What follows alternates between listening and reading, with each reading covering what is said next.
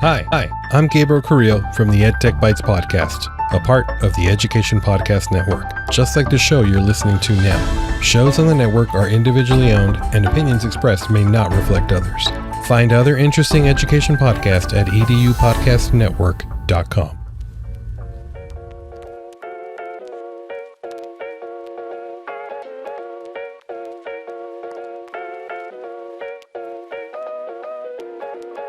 Howdy. See, oh no. I was looking at you. I was like, he's going to do something. I'm going to do something. Oh, gosh. Okay. See, for you guys who don't listen very often, apparently I say hey a lot, although I've been not doing that recently. And it occurred to me, I was like, what if I just change it to howdy? You know what happens when you change it to howdy? You sound like a dumb cowboy. That's what you sound like. Okay? Like, not that all cowboys are dumb. That's not what I'm saying. If you're a cowboy, first of all, how did you find our podcast? Second of all, I don't think you're dumb. I like to imagine. Yeah, I like to imagine that there's a guy like out in the middle of, like a ranch, like prepping the cows, and he's listening to the high-tech podcast. Have you ever heard of Smartless with Jason Bateman, Sean Hayes, and Will Arnett? It's a podcast that they do, and Sean has a sister, Tracy, in Wisconsin. Okay. That they always reference as like, this is how we do blah blah blah on the set, just so Tracy in Wisconsin knows how contracts work. Like, they're always explaining it for Tracy. So now our thing is a cowboy on the ranch. That's our thing. I guess, that's how we'll explain it. Anyway, welcome to the High Tech Podcast. We're here doing our normal high-tech hijinks shenanigans, talking about some stuff, but we're excited. This week we've got a guest joining us again. We got a returner again. People want to come back, which is weird. At least twice. I don't think we've had anybody more than twice. Usually maybe if the second time they're like, nah, we're not doing this again. Anyway, super excited. Robin Jeffers is joining us again this week. For those of you who don't remember, Robin joined us. Man, we're so good at this now. Episode 59. Nailed it. And Robin's a coworker of mine. We're super excited to talk with her today about taxonomies. But before we do, we can't forget our spiel. The spiel. The spiel. If you're listening to our podcast and you have not checked this out online yet, and if you're listening to this, you're like, I'm listening to you online right now. Yeah, that's not what we mean. Okay, we have other places you can find us. If you've not done it, we're on the socials. You can check us out on Twitter at High Tech Podcast. That's the only social we're on, but you can check us out there. Make sure to follow the socials. One of them. The social. Okay. Subscribe. Hit us up over there. We'd love to connect with you guys there. Will's always posting cool stuff, and we have exciting stuff that we're gonna start posting here within the next year. Not a year. That's so extreme. We're hoping to post more sometime in the ethereal future. Come join us now so you can get content in a year. So we're trying to post some more stuff. Check us out there. Please just help us out so we don't have to keep saying this. If you want to connect with us, not through the social, you can also email us at inbox@hightechpod.us. You can hit us up there. Us. It's not true. That is true. You just said what I said. Get some. What the heck? Hey, email us there. We'd love to hear your ideas. If you have an idea for a podcast episode or feedback on something, or you're like, man, Josh, your beard's looking great. I don't know how you know that, but you can hit us up over there at inbox@hightechpod.us. And we'd love to connect with you. Both of those places are where you can send your animal picture this week. And I've been thinking about this one. Okay. I've been thinking about this one. What do you got for us? That's a lie. I haven't been thinking about this one. To be honest. Lying is bad, sir. But there was something that came up today, actually, with Robin. She didn't bring this up in the episode, but she got some cat ear headphones. So I would like a picture of a cat wearing human headphones. Okay, there you go. I say human headphones like they make headphones for cats. I just want a cat wearing headphones. Yeah, send that to us at our email or through Twitter. We'd love to check that out. And then also, finally, if you didn't know, we have a website where we post an episode page every week along with our episode. Super cool resources there. Check it out. At least I think they're super cool. You should too. go to hightechpod.us to check out those resources and our episodes. Whew! Okay, that's it. I'm done with that. We've got it. We've that. introed the episode. It's Yeah, like we've introed the episode. Nice little package. Yeah, everybody's like, let's just hear from Robin. And I agree with you. So with enough said, let's hear from Robin. We are back here, joined with a good friend of ours, Robin Jeffers. Hey, Robin. Hello. How you doing? Oh, I should have said something, shouldn't I? Wouldn't that have been great? Yeah, that would have been good. We can hear it. We'll try it again. Hold on. Welcome back, everyone. We're here with Robin Jeffers. Say hello, Robin. Hey, everybody. See, that worked perfect. See, I can hear my voice now. Everybody listening right now is like, Will, if you'd done that, we would have been totally fooled. Thank you for... Anyway, those of you who've been listening to the High Tech Podcast and are avid listeners. Anyway, Robin, this is not the first time Robin's joining us. She's a return guest. Yeah, woo! Robin's a coworker of mine, an instructional designer on the team that I work on. She joined us as we researched on episode 59. Act like it was research. We just looked at our own website where we talk about instructional design and things. And we decided it'd be super fun to have Robin back on, especially because she has a great kind of hot topic she wants to talk about today that came up at work, mainly just Robin and I complaining about stuff. And then she was like, we should talk about this on a podcast episode. Those are the best. Yes, born out of critique. Those are the best types of topics. Yeah, exactly. Yeah. So today, though, we're going to talk about taxonomies. Everybody's like, cool, that's what I've been waiting for a high-tech podcast. I can't believe you even gotten there yet. Is this episode due by April 15th? Is it that kind of taxonomy? Yeah, exactly. Not. No, it is not that kind. I'm gonna be honest, I just got kind of sad a little bit inside when you made that dad joke that I'm 0 for 2 tonight on dad jokes. Okay, it's okay. It happens. Yeah, so anyway, we're talking about taxonomies. We talk about a lot of stuff on this podcast, and Robin, you were like, we should talk about this. I was like, that's a great idea. It was like, you should come on and talk about it. Yeah, and especially because Will and I are definitely not the experts on taxonomies by any means, probably Will more than me learning as we work in our office, because that was not a part of my degree. And so, figured we'd talk about it. So let's talk about it. That's about my intro. That's all I got. I'm not super creative. Somebody else, please jump in. Help me out.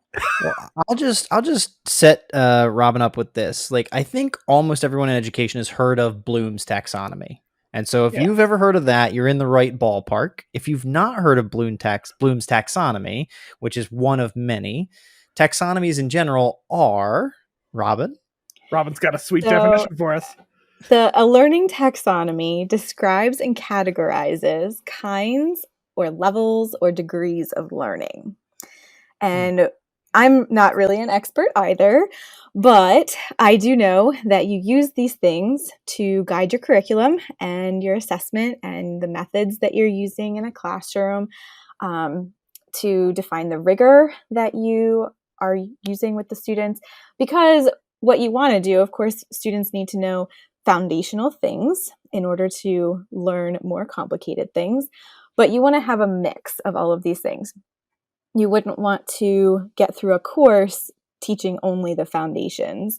Right. You want some higher level thinking. You want the students to apply what they're learning and really internalize what they're learning. So we use these things, these levels, and most of them become hierarchical to decide what kind of rigor we have in our courses.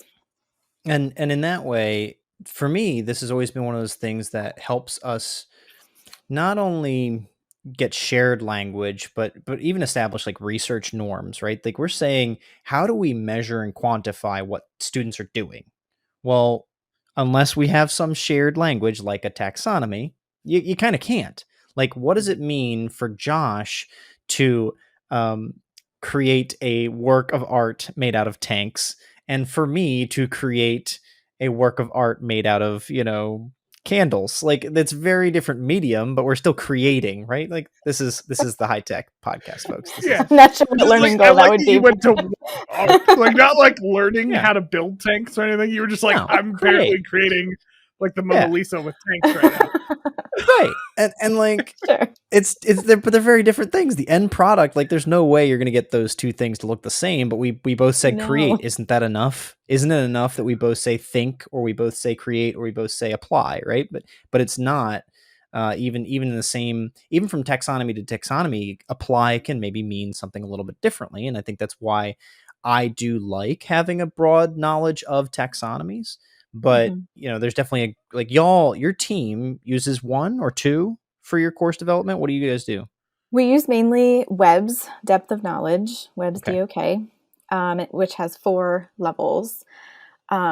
So the one that most people are super familiar with is Bloom's taxonomy, which was developed in the 50s by Benjamin Bloom. That's his first name. Oh, I love that. And I anyone knew his name. I don't think so either. Nobody ever says Benjamin Bloom. They always just say Bloom's taxonomy, and that's it. Good old Benny Bloom. So if you've taken education courses, you have heard about Bloom. Even I heard about Blooms, and I don't work in education. That's I do now, but I didn't. You didn't work. You didn't. Yeah. So that one's super famous. It was revised in the 1990s, and that's a good thing. Well, I mean, it wasn't. I don't understand really what they did other than change the names of the things, because it's still the same levels. Right. There are 6 of them. There are 6 levels, and they go from recalling information, so just like the knowledge level, all the way up to creating or evaluating something. Right. So there's 6 in between there. Right. And to, I guess, better help the listener, if they're completely unfamiliar, frame that, like, we're saying that as a hierarchy where the more someone is remembering things or recalling facts, the more they're consistently getting the information around your corpus of knowledge, whatever you're teaching them, whether it's tanks or candle making. Thank you very much. The more they remember, the more they can work their way up through the other practices to get to creating a tank or creating a candle themselves, right? They might have to learn the facts about what is in a tank or what is in a candle before they ever get to the practice of creating it of themselves. And there's a lot of steps in between there, but that's what the taxonomy is trying to help us understand and do. Yeah. But again, like, I would say that if you have a whole course of just remembering things, it's not really ever going to get you to creating or evaluating something. Like, it makes the leap then when you are actually doing something with what you remember. So like, if you're learning a language, say, you can remember all the vocabulary you want, but to actually put the vocabulary together and make sentences is then the next level. Right. And then to like listen to it is one level, to read it is another level, to speak it is even a higher level. So yeah. My hot take on Blooms has always been, because everybody's been wanting Josh's hot take on Blooms. Has always been, hit us on Mr. Benny. I've always been fascinated by how popular that one's grown over the others. And I think part of the reason is, at face value, Blooms, I think, like, starts to make sense for people only because it's steps. Like, it feels kind of like steps. It's the whole concept, right? Like, I feel like builds on top of each other. That's always kind of been my understanding why I think Blooms has become so popular, why a lot of people really know it, because of the fact that I think it kind of, we like clear steps and roadmaps, and I feel like Blooms can kind of give that picture of that. Now, I know, Robin, Blooms is not your favorite, as we've been talking about, and I will give my opinion too, even though I appreciate Bloom's areas. I think, even in my limited knowledge, learning is never that simple, that it's like you just do this thing first, then this thing, and you'll just learn it. Like, it super depends on what you're trying to learn, what you're trying to do, what topic you're looking at. So that's the reason I think Blooms has been popular. Is also, I think, maybe I don't know if you'd agree, but the criticism that I have of Blooms kind of straightforward building block step model. Yeah, and you're right. Everybody does love a good step and a good level, and we're associated, like, our brains associate a high level of something with it winning. That's great. Everyone wants to win, and everyone wants to get to the top. But I think, when learning becomes hierarchical like that, I don't know, it's kind of, I think we miss out on something. And when we get there, I mean, I can talk about my preferred one over Bloom's. I even actually prefer Webb's depth of knowledge over Bloom's, just because, I mean, Bloom's is very simplistic and it's easy to look at and it's easy to say, oh yes, this is the knowledge level, this is the analyzing level.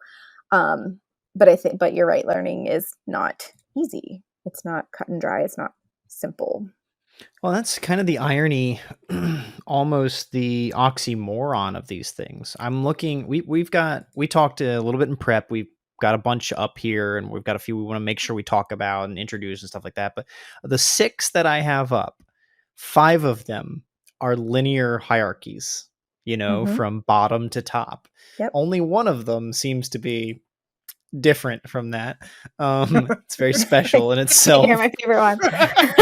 Much like a snowflake. But I don't know. I think that there's actually something in that's like helpful and telling, right? If we can, again, from the research perspective, if we can break it down, we can study it. If I give the students in 16 weeks, if I give the students 16 remember tasks and 3 apply tasks and 5 analyze tasks and 1 create task, I can assess where the breakdowns are. And like, okay, if they had all the facts because they did 16 remember tasks throughout this, but their analyze task fell apart and then their create one didn't do anything, like maybe that's enough for us to say, okay, we need to reassess what's happening in what order and where we start the analysis, because they didn't have enough analysis to prepare enough to be creative. But even that is the scientist's approach to learning, not necessarily like, what do we want them to learn? Right. Yeah. Like I find that ironic. Like, here's all this language to help them learn what we want them to learn. Also, let's put all this language in the way of getting them to learn what we want them to learn. Right. Yeah. And I think it's also, I mean, it's nice to have a hierarchy and levels too, because it's easily measured. I mean, one of the huge goals of learning and teaching is, can these outcomes be measured? And I think if you have something like Bloom's or Webb's or even the 6 facets of, that Wiggins and McTighe came out with, it's much easier to measure that and to report that, because the student wants the goal at the end. Like they want the grade, they want the degree, right. They want, so it's easy to do that. My favorite one is much more abstract. It's not like that at all. It's very hard to measure. But. All right. Well, let's just jump into the snowflake, because I love this thing. I'm looking at a diagram. So I asked some friends what they use in their different education realms. Some of them said Bloom's, some of them said Webb's, and somebody that actually works at our institution also said Fink's taxonomy. This is LD Fink.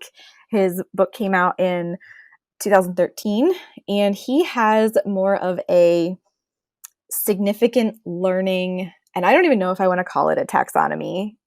It would be grouped with taxonomies, and if you Google learning taxonomies, you're probably going to find it.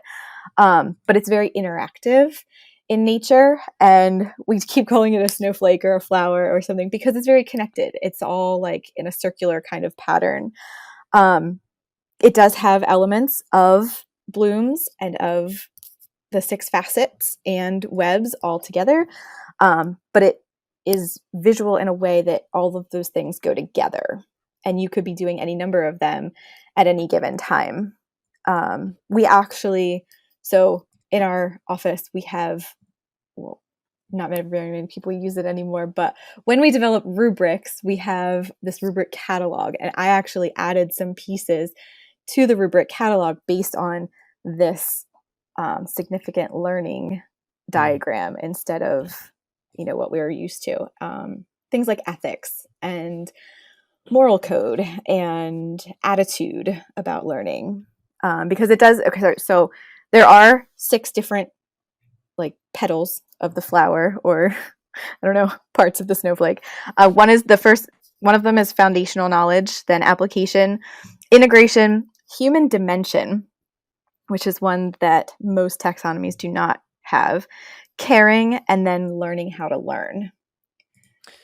So This thing is awesome. This is my first introduction to it, and I'm reading a little bit as we're talking about it, whatever. But the fact that there's human dimension, awesome. uh-huh. The caring, right? And I was like, eventually, like immediately, was like, is this some sort of socio-emotional learning approach? Like, do we need the students to be cared for? No, as I'm finding it here, it's more about helping them develop interest and value for the topic. Like, it's actually motivation. Yes, that's exactly what it is. I love that. Yeah. Because you're less likely to actually learn something if you don't care about it. I mean, yeah. Amen. So, yeah. Yeah, absolutely. So it's the value. Warming up to the snowflake. But you're gonna melt your snowflake.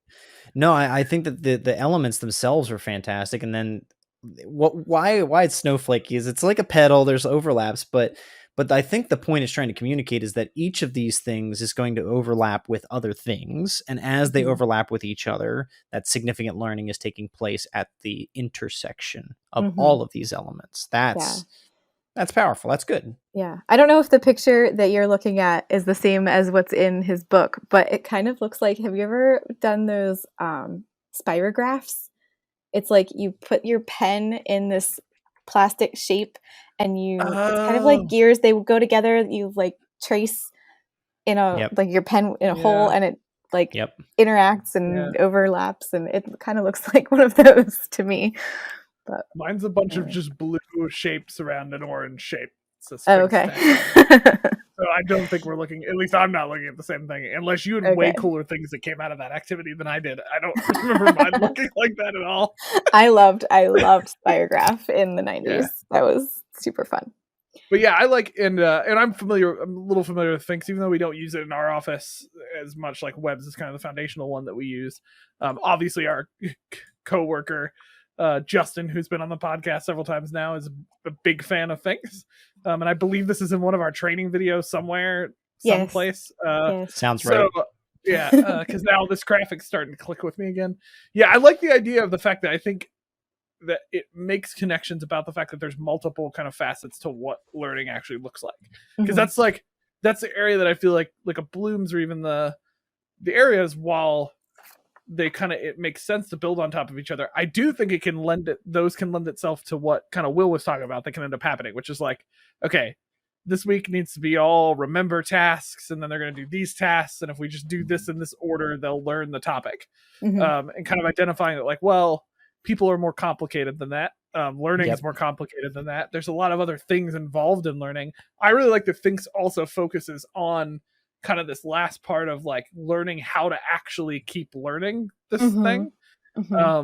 I think sometimes we forget about that and what we're working on. Like we kind of like, okay, of course you've learned it, you've arrived, you're now done. It's like, well, no. Like you're going to keep learning this topic your entire life, or whatever you're working on, whether you're in there, you're never done learning it. So you need to be able to, I think that's a maturity level in how much you've learned something, to be able to know how to keep developing yourself in that area. Yeah. That reminds me of my literal first undergrad class, Josh, where I was told by that first instructor, all right, now take notes. And I kind of like stopped. I was like, how do you take notes? On what? like it, just start writing. Like, what do I write? How much do I write? What should I write? Like there's no even awareness necessarily on like how to learn well. That's not an innate feature. We need to teach people that. Right.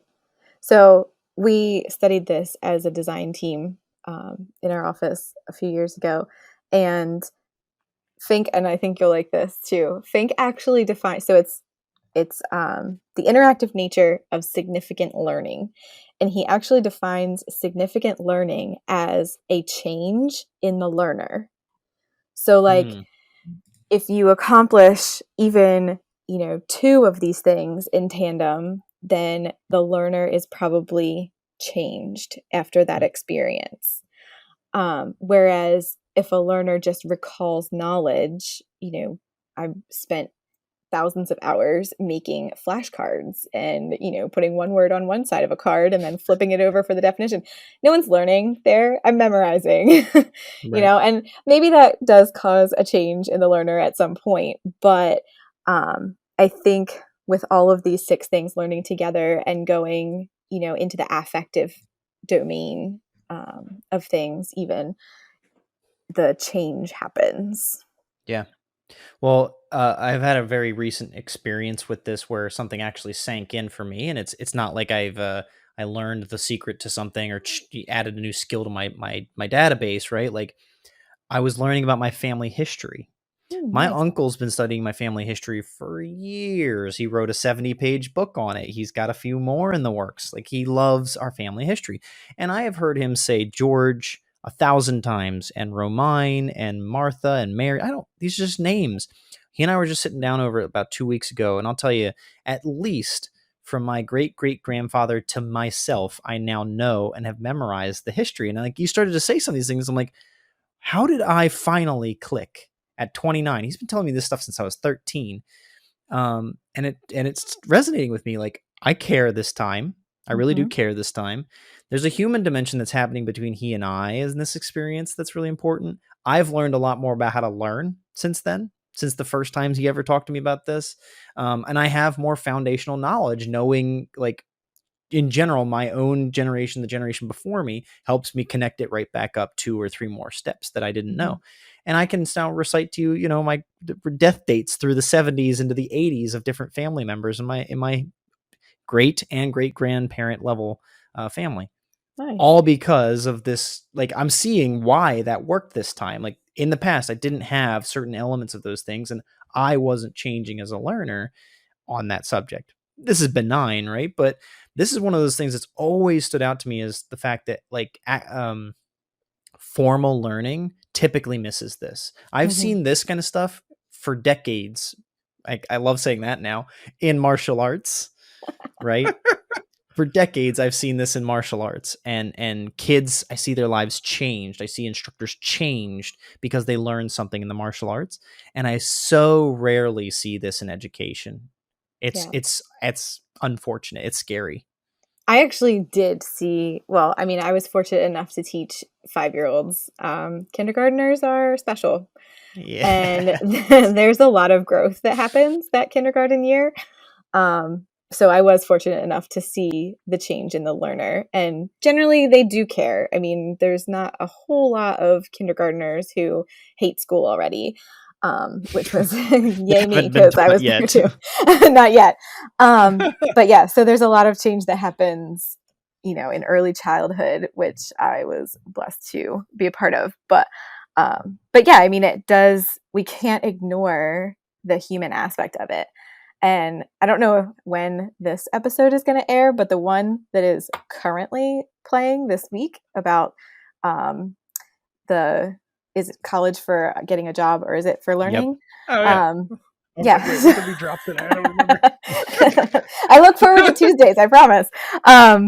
So that one, and you're talking about, what is it for? What's the purpose? And I think this interactive learning and significant learning talks a lot about the process of learning rather than the product.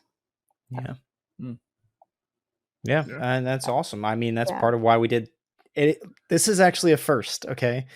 We're talking about today's episode as it aired today while we're recording this, and this episode will go live next week. No way! Yeah, it's crazy. It's like you planned it. This is the only, people are like, wait, what? We're like, yeah, this is the only time this will probably happen, because Will and I have plans to get caught up. So it'll be a brief period of time. Technically, at the moment, we are caught up to ourselves. I don't know, but we're gonna get whatever. We consider this behind. But no, I think that's what I do like about Finks, and I think probably part of the reason. Now it does look like there are, obviously somebody using Finks. We'll just ping me a link of somebody who's using Finks for outcomes. I think probably the difficulty that a lot of people have with like even trying to do Finks is like, and even why you would reference this is like sort of a taxonomy kind of, the dynamic is, I do imagine people would find this hard to set up perfectly to like evaluate, which is like how to do that. This is definitely hard to evaluate. Yeah. Which I would argue it's probably hard to evaluate because humans are hard to evaluate. Maybe my leaning and perspective is coming out, but the more and more I've been in education, the more and more I think my opinion kind of goes to the side. Like, yes, I love technology. I like working with data. I'm a annoying person who finds data fun and exciting sometimes. It depends.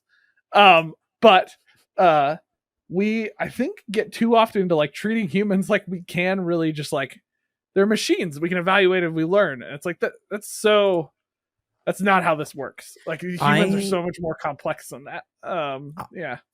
I remember a program director trying to get a very sweepingly wide decision made that all courses under his purview would follow a weekly rhythm of something like read, watch, reflect, create. Every week, read, watch, reflect, create.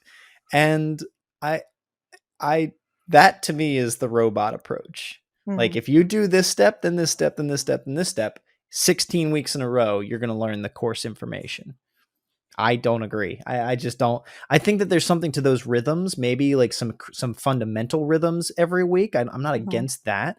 But if that's all the course is, you're doing those 4 elements, like, Bloom's has 6, depths of knowledge, Webb's has 4, 6 facets. Like none of these are as simple as 4 ideas and you learn something. Right. All of these are critical and evaluative programs. And like I'm looking at a diagram of the solo taxonomy you suggested that you were referencing. I love that it's a range of competence and incompetence. It's personally a favorite there, that there's a line for incompetence. But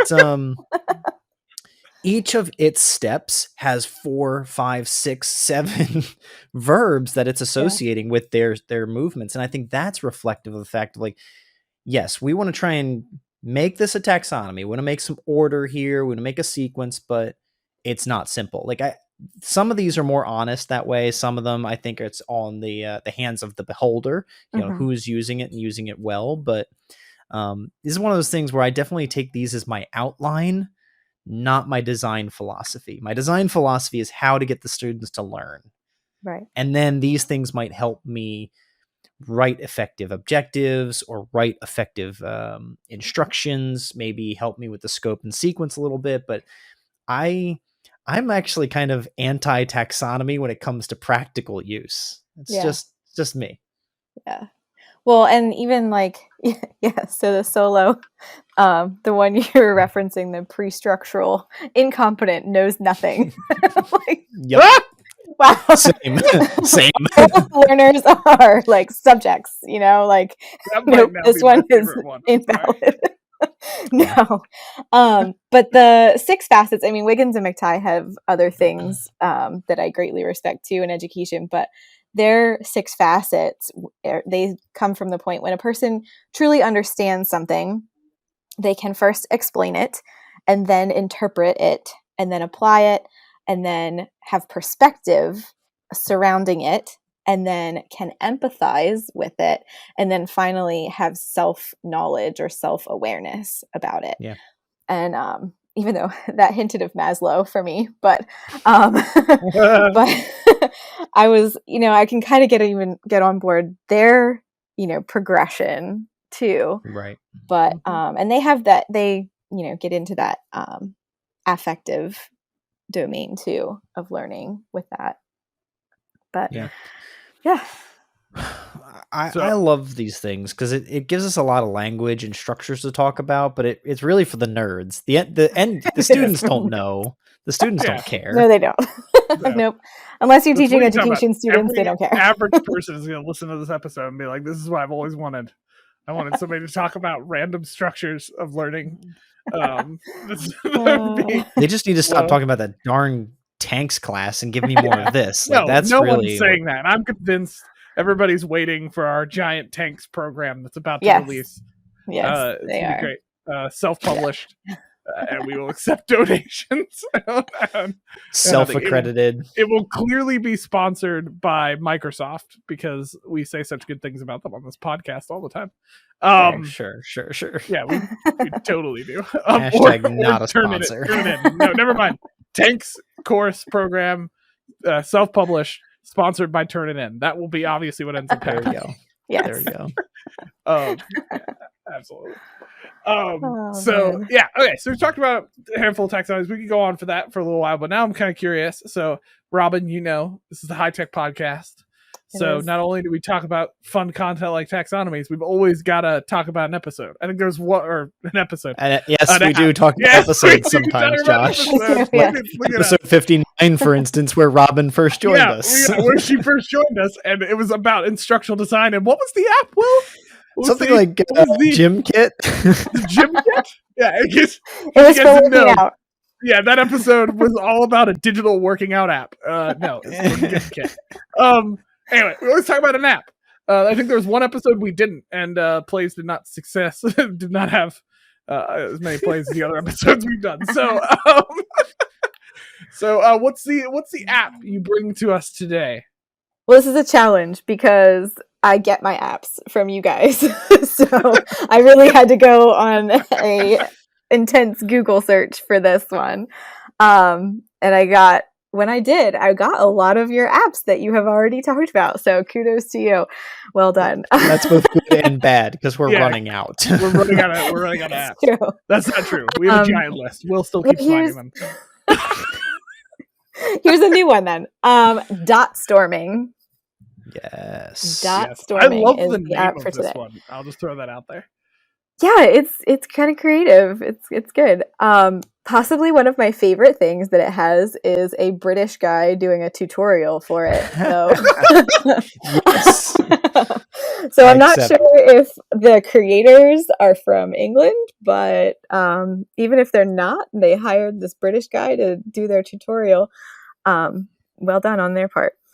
But I was saying to Josh the other day at work that I feel like this is Miro and Padlet having a baby, because it's got the little, it's a brainstorming, it's a collaborative workspace, kind of, you can use it as a whiteboard, a virtual whiteboard, but it's where a group can come together and, I would think maybe they could brainstorm for project ideas, or they could collect data that they have on something and, display it all for the group to see. You can see all the participants when you have more than one participant on there. I was lonely in my little workspace because I was the only one. Yeah. What you guys don't know is, as you're saying that, I'm looking at an example of a Dotstorm voting tool, and there's like this sad dog saying "what" right as you were saying that, and it was great. Yeah, so and I don't know, it kind of would make me feel nervous if I were in it, because they call it a voting board. Like, you put your ideas for whatever project you're working on in this board, and the little cards, they look like little Post-it notes. You can set it if you're in there's several different spaces, but if you're in the voting one, people in your group can vote on your idea. Like right there for everybody to see. So if you have a terrible idea, you're not going to get very many votes. Could you imagine just getting trolled by your office mates? Just like the best idea on the board just gets downvoted so much and disappears. Yeah. Oh, that's now, if you're an instructor and you're using this, you can set the participants to have a certain number of votes. So if you're working on a group project, you can say everybody gets 3 votes. We're going to come up with the best 3 ideas. The top 3 win the prize to be in the project. I don't know. I don't know how that works, but pizza party. Yeah. You're going to vote on these different foods to have at the party. Which 3 do you want? So I could see the voting wall kind of, happening for project ideas. There's just a plain wall where you can put up ideas and not necessarily vote. And then there's a collage where you can connect them. So that's why I kind of thought of Miro kind of connecting the ideas. Having the broader space to work across different projects or different ideas. Yeah. Yeah. And it happens in real time. Like the participants, you're on there all at once and you can see what people are doing. It has a chat feature that participants can chat with each other while they're working. Okay. This I is noticed the this is chat was pretty cool. It was like up in the corner, at least on the voting example I was looking at. It's like up on the corner while you're working on there, so you could easily kind of like talk while you're working on stuff. Yeah, it's Right. cool. It's definitely, you're right. It feels like a more focused Miro. Like, I really like Miro. We've talked about it now twice, and because it increasingly gets better for me. But one of the things about Miro that can be often overwhelming for a faculty member is like there's just so much to do in Miro. There's a lot of things. It kind of gives you clear 3 options, and they've done some focusing on it. Yeah. And I think the creators kind of have a sense of humor, because while they do have this British guy doing the video tutorials, they have their own little cards in, like, when you open it up and you're new to it, there's a thing already done for you, and it, like, the cards kind of define what you're supposed to do. And they're kind of funny sometimes. You can put links and pictures and all kinds of stuff into the little cards. It looks like, doing a little digging, they're like a pretty small or like young company. Nothing against them for that. But the standard account is free. You're just limited to 1 space. Bummer. So you just have to change your stuff up, or swap things in and out. Yeah. But the gold subscription, as it goes by these kinds of things, isn't too expensive. $5 a month. Like, I've seen these things at 11, 15, $20 a month. So not too bad. And then there's like a 6-month discount, and then they want you to, of course, reach out if you want to do like year plans or school level plans. So a couple of things there, but it looks like it's a pretty good spot that you could use it for free, for a while. If you're just doing like maybe entry tickets or just, icebreakers, easy. If you're doing decision making in a meeting, for a work purpose, also you can just replace it every time. Not too much a deal there. So it's your typical freemium, but I love the look. I mean, it's really well designed. Does it say if they're from the UK or not? They are. I don't know. Oh, they are. Nice. Yeah. So I think it would have been funnier if they just hired a British guy to do all the tutorials. Actually, that was what I was kind of hoping for. There's like a bunch of guys like out of like Arkansas that were like, I think British people hit better on tutorials. Let's go hire. I mean, I listen. I would. Yeah, I think it would be cool. Yeah, this is cool. I've never used it before, but I might, because I think it looks kind of cool. Yeah. So, I can give it a try. Time to fit it into the rotation. Another app for the app catalog. Yeah. Something that Josh can turn down next time it's submitted. Excuse me, I don't turn it down all the time. Not all the time, just Wakelet. I have a job to do, sir. I can't just approve everything. I do have a reputation to uphold, so I will not stop asking for tools. No, you can keep requesting apps. It's fine. It's totally fine. I approve some. Yes. Okay. Yes, you did. My one of my departments has Google, and so they're allowed to use Google. Google's not my fault. There's an episode we should do, Josh.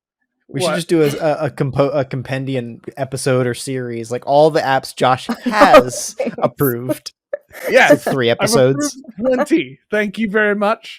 It may not be a list of 200 that existed when you were here, but it's still a. Well, because you didn't approve the one that they wanted people to draw things in. They wanted they had to create a floor plan. Because you didn't approve that one, I got to play in Canva and make my whole. I made a beautiful wellness center.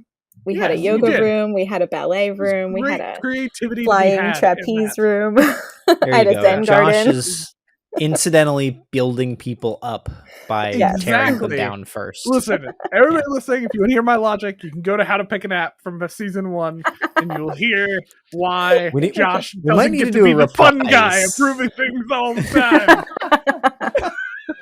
And you get an app, and you get an app. Yeah. I have to be the bad parent at work, and it's fine. I totally understand. I totally get it. Well, this has been awesome as always. You have spawned the Robin. Oh gosh, this is gonna. Oh my gosh! You had a thing, didn't you? It was going great. Yep, you keep doing it. You're on the on ramp. Just get on the highway. You're Steer on. This very episode has spawned the Robin S. Jeffers series of taxonomies. Nice. Oh, that's Okay. right. Did I get that forgot right? about that. Yeah. We're gonna have a series. Cool. Yeah. I'm here for it. You've spawned, for those listening, if you're interested in this topic, Will and I decided, because we needed space to fill, like, what if we did a series on taxonomies? Our whole podcast is space to fill. Exactly. So we are going to attempt to talk about several big taxonomies each episode. So focus in on one. Like, you've helped us introduce the broad subject. Yeah. Cool. And we're going to dig in. Based so on this maybe we'll have you conversation, back for Finks. Okay. Yeah, I feel like we need to at least do 2 on Finks. I feel like Finks is too much for one now. So we'll do Justin on one episode and Robin on the other. Justin and Robin in one episode. Yeah. We've never had a panel before. Yeah. So be on the lookout for that episode, folks. You'll see whether we stuck to our excitement or whether, like usual, Will and I got overly excited and then we downgraded it a bit to reality. That's what Or if Justin said, "Nope, I'm out." Justin's like, I've got 18 kids, 3 jobs, and a postdoctoral program to complete. Love you, Jay. Love you, dude. That's good. That's good. I'm writing that amazing. There we down. go. All right. Well, Yeah, that should happen for sure. Thank you for spawning the Robin S. Jeffers series on taxonomies. We're looking very much forward to that. Oh, good. I'm glad. And thanks for the laughs with us tonight. Hopefully this is helpful to a few folks. Robin, we are going to wrap up here ourselves in a little bit, but thank you again for joining us. All right. Thank you. It was fun, as usual. As always, thank you, Robin. I love getting the chance to nerd out with people. And taxonomies for me are one of those things, like, it's not like my go-to in education. You heard me say in the episode, I'm not like, I'm kind of anti them for practical purposes, but they're fun to think about. So you're anti a framework? What are you now? That's that's not the Will way. No, me against a system? Never. Down with the system. Yeah, no, I like what I enjoy about having Robin on too is that, like, Robin and I in our actual work environments, we don't necessarily get to like nerd out about this stuff on a regular basis because I'm not on the design team, and usually busy designing or busy denying tools, apparently. But it's not the only thing you do. It's just the thing you're known for doing. Sometimes I write emails. So no, but yeah, it's cool to kind of hear her talk through some of her preferred methods and the way I look at it, and even just to get to talk through some of that stuff. I think when you start to talk about taxonomies, I know my immediate reaction sometimes is kind of like yours, to be like, yeah, I don't like the system, learning's crazy and complicated, you can't define it. And we hear that from people all the time, but it's like, you can't define certain things on how people learn. I mean, there are certain movements and things that happen to create significant learning. If there wasn't, learning would just be either happening all over the place or not. Like there's definitely environments that nurture learning, no matter what the topic is. And I think the taxonomy in itself is trying to define maybe that environment and the way that you kind of, nurture learning. And I think it's good to kind of talk through those different things. I will say I've heard Finks before, and it wasn't like I wasn't a Finks fan, or a Finkian, if you will.